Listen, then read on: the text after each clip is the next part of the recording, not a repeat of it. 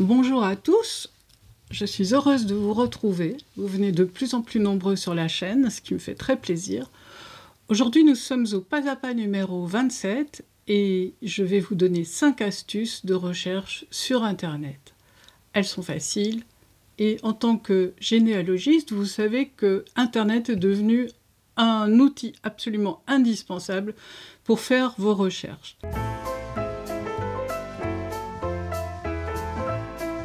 C'était pas vrai il y a 15 ans encore, parce qu'il y avait très peu de registres en ligne qui avaient été numérisés, très peu de documents.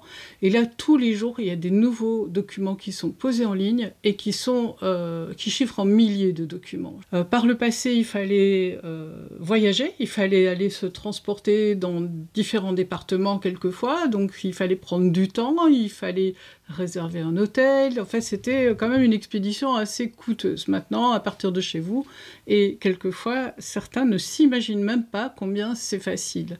Quelle chance vous avez. C'est peut-être sans doute plus confortable pour la famille qu'un généa voyage où vous emmenez tout le monde faire le tour des cimetières, faire le tour des archives ou d'autres monuments qui ne sont pas forcément intéressants pour des enfants. Je vais aussi vous livrer ces astuces parce qu'en fait, c'est pour vous simplifier la vie. La première astuce sera lisez l'information sur la provenance de cette information. Donc quand vous avez trouvé une information, vérifiez souvent si c'est une bonne information, vous avez des sources et des références qui sont citées en bas de page.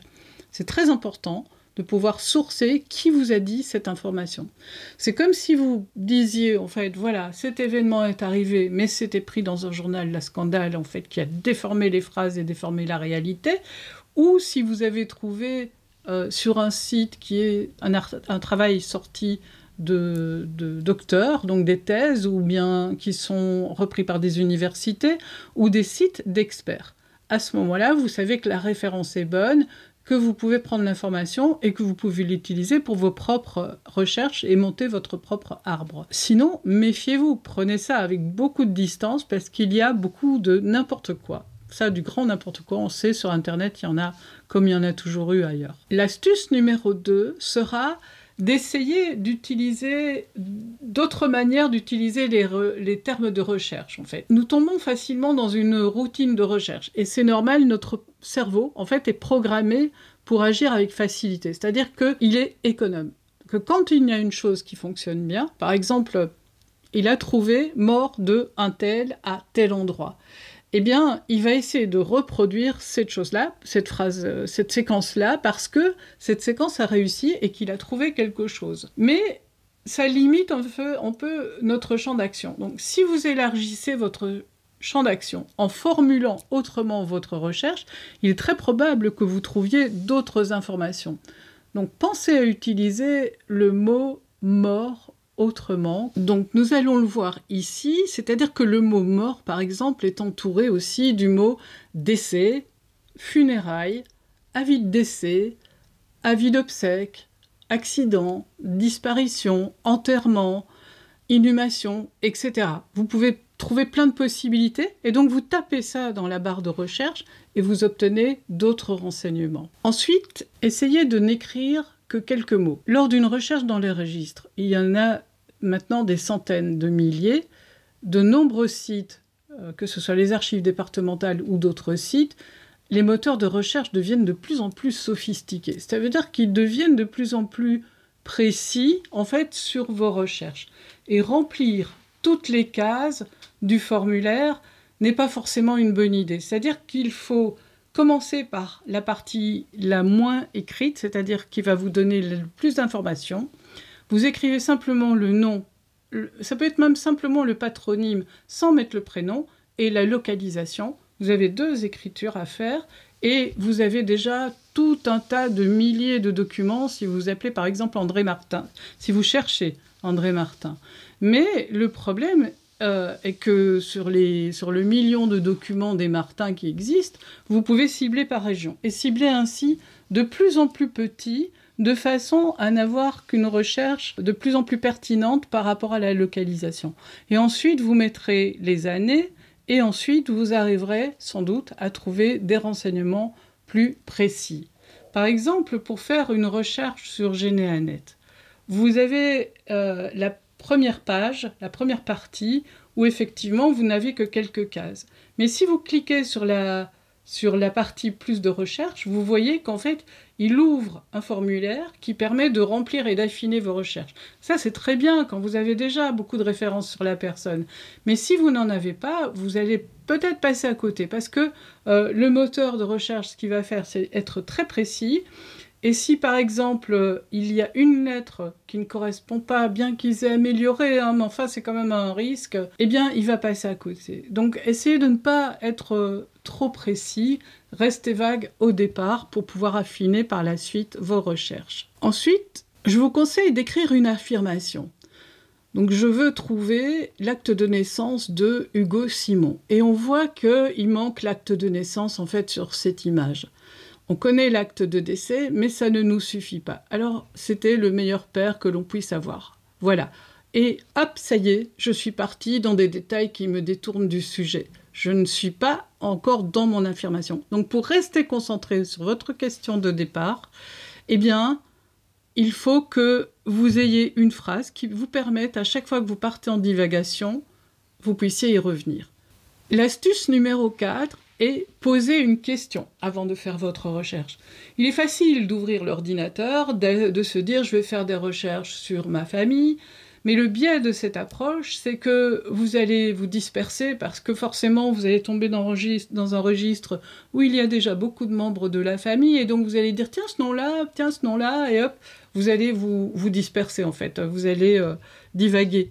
Hein, l'esprit va s'en aller, et vous allez oublier, à la fin de la session de généalogie, que vous deviez répondre à une question et que vous n'avez pas la réponse. Donc, posez une question simple en écrivant les deux mots « qui » et « quoi ». Donc, je recherche « qui », eh bien, je recherche André Martin, et je recherche « quoi », eh bien, je recherche son acte de décès ou de naissance. Si vous l'écrivez, cette phrase dans votre journal de recherche, d'ailleurs, à ce propos, vous pouvez télécharger, j'ai mis un lien ci-dessous pour que vous téléchargiez gratuitement le journal de recherche de généalogie que j'ai créé.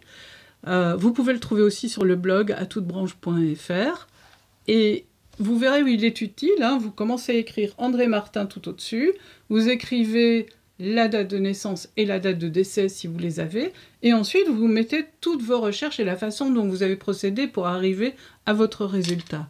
C'est ce qu'on appelle un journal de suivi de recherche. Écrivez cette phrase, donc, je recherche la naissance d'André Martin, dans votre cahier de recherche, et ensuite vous mettez tout en œuvre pour pouvoir répondre à cette question. C'est-à-dire, allez, comme je vous ai dit, sur les sites, le plus possible de sites qui vous permettra de trouver en fait l'acte qui vous manque.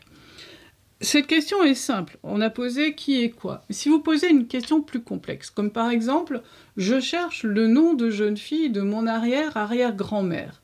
Là, c'est une question plus complexe parce qu'en fait, elle sous-entend derrière d'autres questions. D'abord, c'est qui était mon arrière-arrière-grand-mère, bien sûr, son nom de jeune fille, mais ça veut dire je sais avec qui elle était mariée, donc il faut que je trouve le mari d'abord.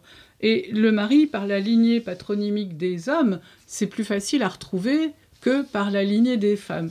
Donc vous recherchez l'arrière-arrière-grand-père. Quand vous avez trouvé soit sa naissance, mais ce qui est encore mieux, c'est l'acte de mariage, eh bien, sur l'acte de mariage, vous allez pouvoir trouver l'acte de jeune fille. Donc faites attention quand vous vous posez les questions de ne pas les avoir trop complexes. Vous pouvez ajouter simplement qui est mon arrière-grand-père. Je cherche l'acte de mariage, voilà. Donc il y aurait le qui, c'est l'arrière-grand-père, arrière-arrière, et le quoi, c'est l'acte de mariage.